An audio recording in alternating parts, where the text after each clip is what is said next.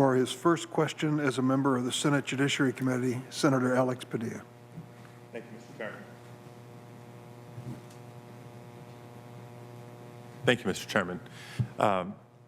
Judge Garland, and to your family, just thank you for your many, many years of public service, and should you be fortunate enough to be confirmed in this next chapter. I've spent a little bit more than 20 years in public service myself in different capacities, including the prior 6 years prior to my appointment to the Senate as California's Secretary of State and Chief Elections Officer. My mission in that role was to increase voter participation and ensure free and fair elections. As the country has become more diverse, not just states like California and New York, but throughout the nation, it's no coincidence that we have seen a resurgence of white supremacy and violent extremism. And history is clear. Voter suppression is rooted in white supremacy. This is true now and has been true ever since Reconstruction and the establishment of the Department of Justice, just as this committee has acknowledged at its outset. It should not be lost on any of us that after the 2013 Shelby v. Holder decision by the Supreme Court, we've seen a wave of legislation in states across the nation which have the effect of making it harder for eligible citizens to register to vote, to stay registered to vote, or to simply cast their ballot. I know Senator Leahy touched on the subject of voting rights in his questioning earlier today, but I want to acknowledge that despite the success of the 2020 election, which has been deemed secure, new voter suppression laws are being introduced right now across the country under the false pretext of preventing voter fraud.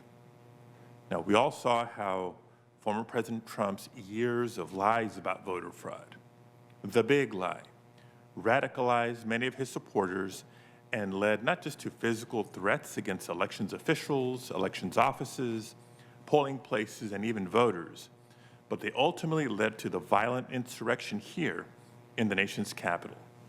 I know you touched on this in your opening remarks, but can you expand on how you will combat the white supremacy that threatens the safety and fairness of our elections specifically? Well, we've asked a lot of questions all in one, which is it's complicated. It's a complicated problem, right? So I strongly believe in voting and in increasing every possible opportunity for voting, which of course Congress can do even on its own. The Elections Clause of the Constitution permits the Congress to set time, place, and manner and to alter state regulations in that respect. In default, the state decides, but Congress can act that way. So that is one thing that Congress could do as a matter of legislation.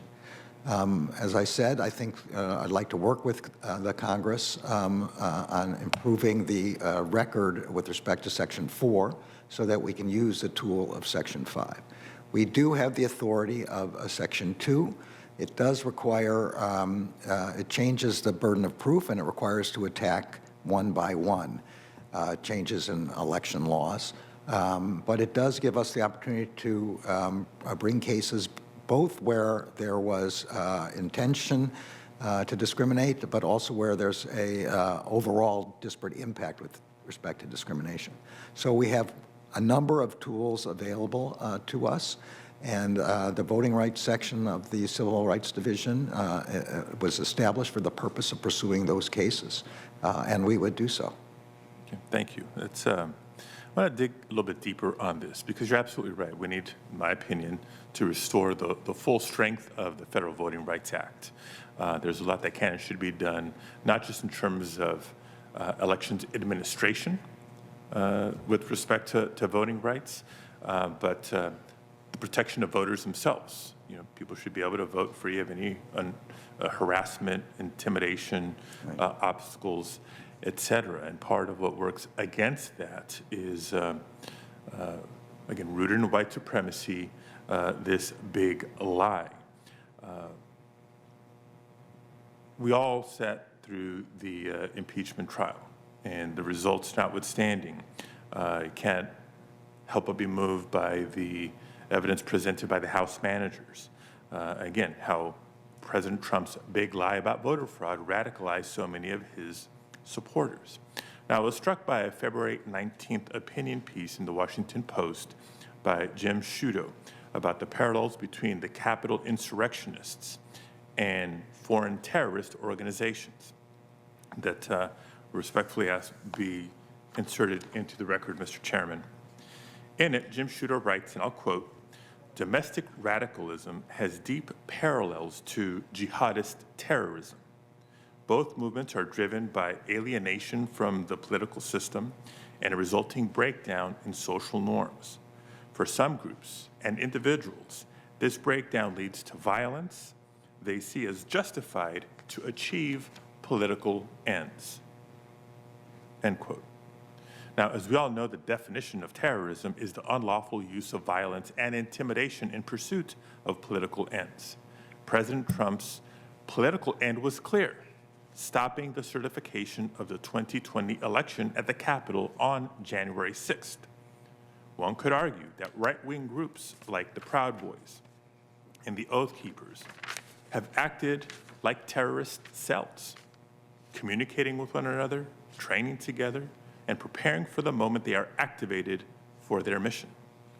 Indeed, President Trump instructed the Proud Boys on national television to stand back and stand by.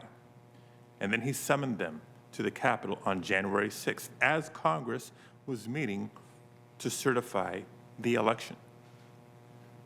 What happened on January 6th was not a property crime, was not vandalism in reference to a question you were asked earlier.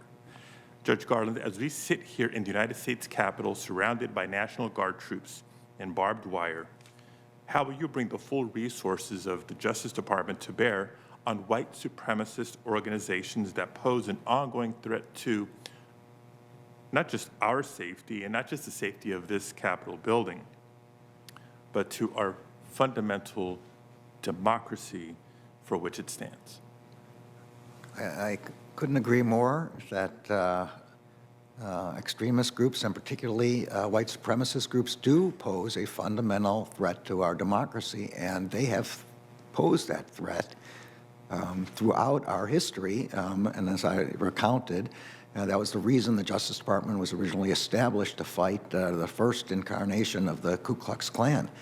The best that I can do is, as I said, my first priority will be to have a briefing on where we are, if I'm confirmed, with the investigations, which from the outside appear quite vigorous and nationwide, and to find out what additional resources we need. But that is just a focus on what happened in the Capitol. We also have to have a focus on what is happening all over the country and on where this could spread and where this came from. And that it does require a lot of resources.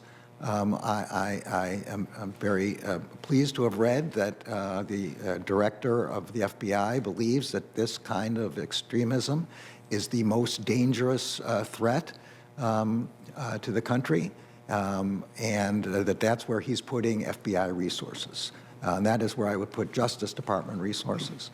And we need very much to make sure that that's the case. I do want to be careful that we also always worry about the foreign threat, because it is always with us, and the fact that nothing has happened recently doesn't mean it could not happen tomorrow. So from whichever direction, inside, outside, right, left, doesn't matter, an attack on our institutions of democracy and of our ability to go forward with our daily lives in safety has to be stopped. And that we need it all, it's a government-wide, but also a Justice Department-wide obligation. Thank you, Judge. Thank you, Mr. Chair. Thanks, Senator.